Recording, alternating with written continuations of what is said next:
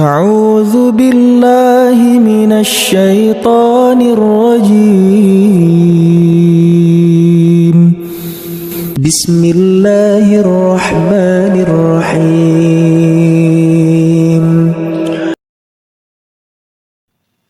Assalamualaikum warahmatullahi wabarakatuh.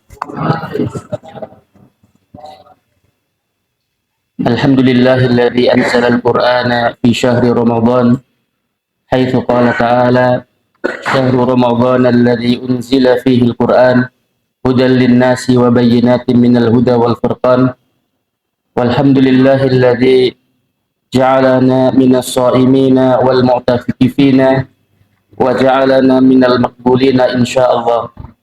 Allahumma salli wa sallim wa barik wa an'im ala sayyidina Muhammad wa ala alihi wa ashabihi wa man sara ala nahji ila yaumiddin. Ma'asyiral mu'minin, jamaah salat Isya dan tarawih yang dimuliakan Allah Subhanahu wa taala.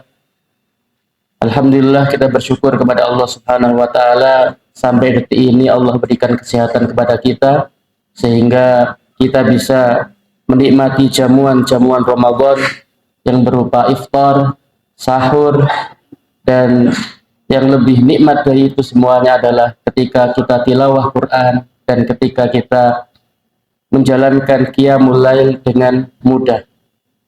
Semoga salawat salam kita tercurahkan kepada baginda Rasulullah sallallahu alaihi wasallam yang memberikan arahan kepada kita bagaimana seharusnya mengisi hari-hari di bulan Ramadan. Yang jamaah salat Isya dan tarawih yang dimuliakan oleh Allah Subhanahu wa taala. Ayat yang dibaca imam tadi adalah merupakan rangkaian daripada ayat-ayat dalam ibadah puasa. Jadi ketika pada 183 Allah berfirman, Ya ayyuhalladzina amanu kutiba alaikumusiyam, kemudian pada ayat berikutnya ayyaman ma'dudat, yaitu hari-hari yang berbilang, dan pada ayat berikutnya 185 syahrul Ramadan alladzi unzila fihil Qur'an. Di situ jelas ditegaskan bahwasanya Al-Qur'an ini diturunkan oleh Allah di bulan Ramadan. Karena itu maka bulan itu menjadi mulia. Ketika diturunkan di satu malam, maka malam itu menjadi mulia. Ketika turun kepada kita semuanya, maka insya Allah kita ini akan menjadi mulia dan dimuliakan oleh Allah Subhanahu wa taala. Ma'asyiral mu'minin, jamaah salat Isya dan tarawih yang dimuliakan oleh Allah Subhanahu wa taala. Al-Qur'an secara bahasa itu adalah dari qara'a yaqra'u qira'atan, yang artinya adalah bacaan.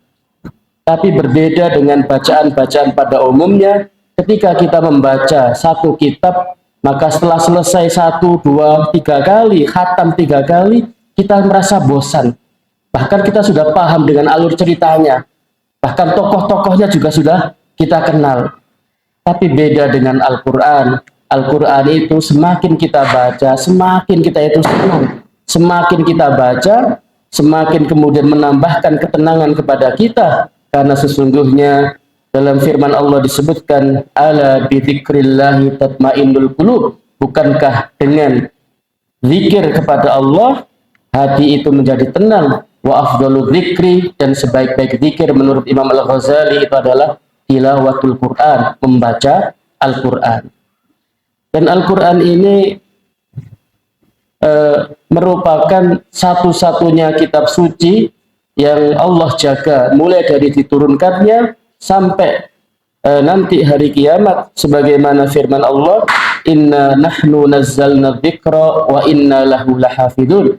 Kami yang menurunkan Al-Quran, wa inna lahu lahafidun, dan kami yang menjaganya.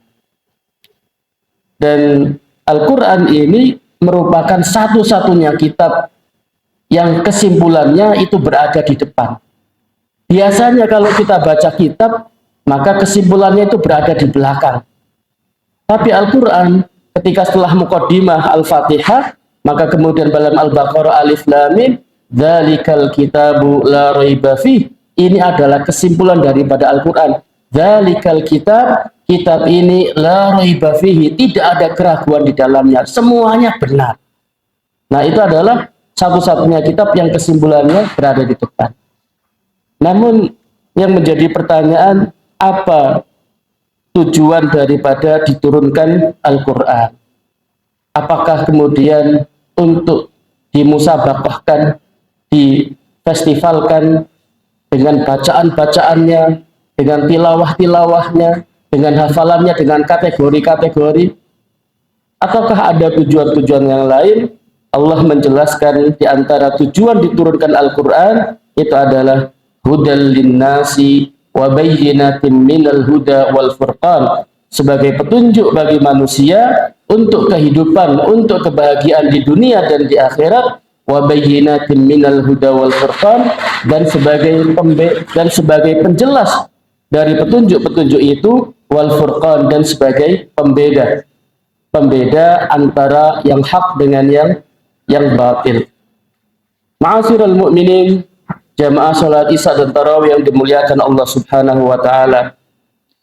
Di antara petunjuk-petunjuk Al-Qur'an itu adalah salah satunya petunjuk Allah Subhanahu wa taala dalam kita mentarbiyah masyarakat. Bagaimana Allah Subhanahu wa taala mentarbiyah para sahabat, mendidik para sahabat dari masyarakat yang jahiliyah menjadi khairul ummah, menjadi sebaik-baik umat, dari masyarakat jahiliyah menjadi khairul qurun, sebaik-baik generasi. Maka di antara uslub cara Allah Subhanahu wa taala mentarbiyah masyarakat jahiliyah saat itu, yang pertama adalah at-tarbiyatu bit-talqin wal qarar, yaitu tarbiyah pendidikan dengan cara indoktrinasi. Ketika Allah Subhanahu wa taala mengatakan kul, katakan wahai Muhammad, maka itu adalah doktrin dari Allah Subhanahu wa taala. Ketika orang-orang bertanya kepada Nabi Muhammad, wahai Muhammad, siflana rabbak, tolong jelaskan kepada kami siapa Tuhanmu. Apakah dia beranak, apakah tidak beranak, apakah dari jenis apa dan sebagainya. Maka ketika semua orang itu bertanya seperti itu, langsung Allah turun tangan, kul huwallahu ahad, Allahus samad, lam yalid wa lam yulad wa lam yakul lahu kufuwan ahad. Ini biasanya digunakan untuk sesuatu yang sangat fundamental, sesuatu yang mendasar, yang tidak boleh ada perdebatan di situ, maka langsung Allah mengatakan kul huwallahu ahad. Begitu juga ketika ada lobby-lobby. Bagaimana ketika Nabi Muhammad diajak untuk berdamai, 3 hari kita sembah agamamu, 3 hari kamu sembah agamaku. Maka kemudian Allah tegaskan, kul ya ayyuhal kafirun la a'budu ma ta'budun wa la antum 'abiduna ma a'bud. Katakan wahai Muhammad, hai orang-orang kafir, aku tidak akan menyembah agama kalian dan kalian juga tidak akan menyembah agamaku. Ini yang pertama, at-tarbiyatu bit-talqin. Kemudian yang kedua, ma'asyiral mu'minin, adalah at-tarbiyah bil qudwatil hasanah. Tarbiyah pendidikan dengan cara keteladanan. Dan ini merupakan cara metode pendidikan yang paling bagus. Itu adalah ketika seorang guru, ketika seorang ustadz, ketika seorang kiai, ketika seorang ayah itu menjadi teladan bagi keluarganya. Dan ini luar biasa. Karena itu Allah Subhanahu wa taala menjelaskan bahwasanya teladan terbaik itu adalah Nabi, sebagaimana dalam surat Al-Ahzab, laqad kana lakum fi Rasulillahi uswatun hasanah. Sungguh ada pada diri Rasulullah untuk kalian suri tauladan yang baik. Dan seorang yang menjadi teladan haruslah sama antara perkataan dengan perbuatan. Apa yang disampaikan dengan apa yang dikerjakan itu sama. Maka ketika tidak sama, maka dia tidak kemudian menjadi teladan yang baik, dan akibatnya bukan hanya tidak dipercaya masyarakat, tapi dosa yang sangat besar. Allah Subhanahu wa taala berfirman, ya ayyuhalladzina amanu lima taquluna ma la taf'alun kabura maqtan 'indallahi an taqulu ma la taf'alun. Hei orang-orang yang beriman, kenapa engkau mengatakan sesuatu yang tidak engkau kerjakan? Kabura maqtan, sungguh besar dosanya, antaqulu ma la taf'alun, apabila engkau mengatakan sesuatu yang tidak engkau kerjakan. Maka ketika seorang ayah menjadi teladan, maka ketika dia sudah menjadi teladan, kadang-kadang tidak perlu ngomong, ketika seorang ayah kemudian mengambil air wudhu, pakai sarung, pakai bajunya ke masjid, anaknya langsung mengikuti. Karena ayah menjadi teladan. Kemudian yang ketiga, ma'asyiral mu'minin, itu adalah at-tarbiyah bil qissah. Tarbiyah dengan cerita, pendidikan dengan cerita. Dan cerita ini memang sesuatu yang luar biasa. Kalau kita itu baca pelajaran, maka kita nggak akan lama untuk bisa membacanya. Tapi kalau kita baca cerita, kalau nggak selesai, maka kita tidak akan berhenti untuk kemudian membaca. Dan sesungguhnya sepertiga Al-Quran itu adalah cerita. Isinya itu adalah cerita. Karena itu dalam surat Yusuf disebutkan, laqad kana fi qasasihim ibratun liulil albab. Sungguh ada pada kisah-kisah mereka, kisah-kisah para nabi, ibratun liulil albab, banyak sekali pelajaran bagi orang-orang yang berakal. Ma'asyiral mu'minin, jamaah salat Isya dan Tarawih yang dimuliakan Allah Subhanahu wa taala. Bagaimana satu cerita itu bisa menginspirasi? Ketika Ibunda Maryam habis melahirkan, maka sebagaimana kita tahu, kalau orang habis melahirkan itu tidak punya daya dan upaya, tidak punya tenaga. Tapi ketika habis melahirkan, dalam kondisi yang bingung, gimana anakku ini dikasih makan apa dan sebagainya, maka Allah perintahkan, wa huzzi ilaiki bijid'in nakhlati tusaqit alaiki rutaban janiyya. Wahai Maryam, goyangkan pangkal pohon korma itu. Maka ketika engkau menggoyangkannya, tusaqit alaiki rutaban janiyya, maka korma-korma, Masya Allah, luar biasa. Korma-korma itu tusaqit alaiki, akan turun kepadamu, dan engkau bisa makan untukmu dan untuk anakmu. Ma'asyiral mu'minin, jamaah salat Isya dan Tarawih yang dimuliakan oleh Allah Subhanahu wa taala, menariknya di sini adalah ketika seorang